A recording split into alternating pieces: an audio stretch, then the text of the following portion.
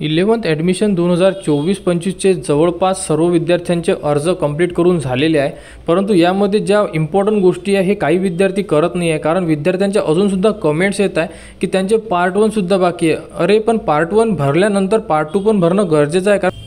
कारण 15 तारीख ही last date आहे पार्ट 1साठी आणि पार्ट 2ची लास्ट डेट आहे 16 तारीख, म्हणजे फक्त एक दिवसाचा फरक आहे. म्हणून पार्ट 2 तर भरावंच लागते आणि फॉर्म लॉक करणं गरजेचं आहे. भरपूर विद्यार्थ्यांनी फक्त फॉर्म फिल केलेले आहे, परंतु सर्वात शेवटी चेकबॉक्सला क्लिक करून फॉर्म लॉक हे ऑप्शन दिलेलं आहे, हे लॉक केलेलं नाही आहे. तर विद्यार्थ्यांना फॉर्म लॉक करणं गरजेचं आहे. जे लॉक करतील तेच मेरिट लिस्टमध्ये येणार आहे आणि ज्यांचे फॉर्म लॉक नसेल ते मेरिट लिस्टमध्ये तर येणारच नाही आहे, पण त्यांना कॉलेजसुद्धा कोणतं अलॉट होणार नाही आहे. तर हे विद्यार्थ्यांनी लक्षात ठेवा, फॉर्म लॉक झाले का हे पहिले जाऊन चेक करा, कारण फॉर्म लॉक असणं गरजेचं आहे. फॉर्मची जी प्रिंट आहे त्याच्या सर्वात शेवटी तुम्हाला लॉकचं ऑप्शन दिसेल. पार्ट 1 सुद्धा लॉक आणि पार्ट 2 सुद्धा लॉक असणं गरजेचं आहे. असेल तरच तुम्ही ॲडमिशनमध्ये पकडण्यात येणार आहे, म्हणजे तुम्हाला प्रवेश मिळेल. अदरवाईज तुम्हाला जेवढे तुम्ही फॉर्म भरले काहीच कामाचे राहणार नाही आहे आणि मेरिट लिस्टमध्ये येणारच नाही आहे तुमचे नावं. म्हणून लॉक असेल ते विद्यार्थी मेरिट लिस्टमध्ये आणि पहिल्या अलॉटमेंटमध्ये सुद्धा येणार आहे. तर ते विद्यार्थी लॉग इनमध्ये जाऊन सर्व ह्या गोष्टी चेक करू शकता. या व्यतिरिक्त जर तुम्हाला कोणतीही अडचण असेल तर तुम्ही कमेंट्स करा, टेलिग्राम चॅनलवर डायरेक्ट मेसेज करू शकता. तिथे तुमची अडचण सांगा, अडचणीवर तुम्हाला सर्व प्रकारे सोल्युशन दिल्या जाणार आहे आणि तुमचे प्रॉब्लेम सॉल्व्ह करून देण्यात येणार आहे.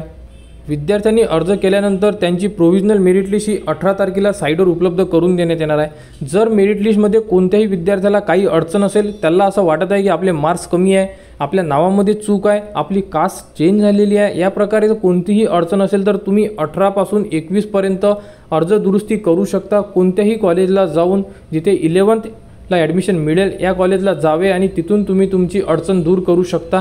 आणि 21 तारखेला संध्याकाळी तुमची फायनल मेरिट लिस्ट लागणार आहे.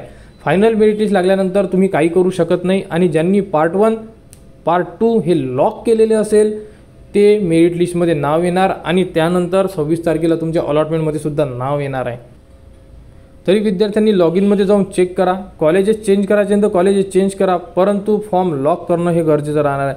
मी वारंवार का सांगतोय लॉक करणे, कारण भरपूर विद्यार्थ्यांच्या कमेंट्स येत आहे अजूनसुद्धा फॉर्म लॉक करू का, अशा प्रकारचे क्वेश्चन विचारत आहे. म्हणून विद्यार्थ्यांना स्पेशल व्हिडिओ बनवण्यात येत आहे की फॉर्म लॉक असेल तरच तुम्ही ॲडमिशन घेऊ शकता, अदरवाईज तुम्हाला ॲडमिशन मिळणार नाही आहे.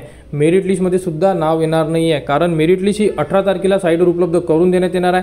कशी चेक करायची, मेरिट नंबर कोणता असतो, या संदर्भात सर्व प्रश्नांची तुमची उत्तरं त्या व्हिडिओमध्ये देण्यात येणार आहे, जेव्हा मेरिट लिस्ट साईटवर उपलब्ध करून देण्यात येणार आहे. म्हणून 11th ॲडमिशनबद्दल कोणत्याही प्रकारची अडचण असेल कमेंट्स करा, टेलिग्रामवर मेसेज करा आणि आपले प्रॉब्लेम सॉल्व्ह करा आणि 16 तारखेच्या आत दोन्ही फॉर्म लॉक करा.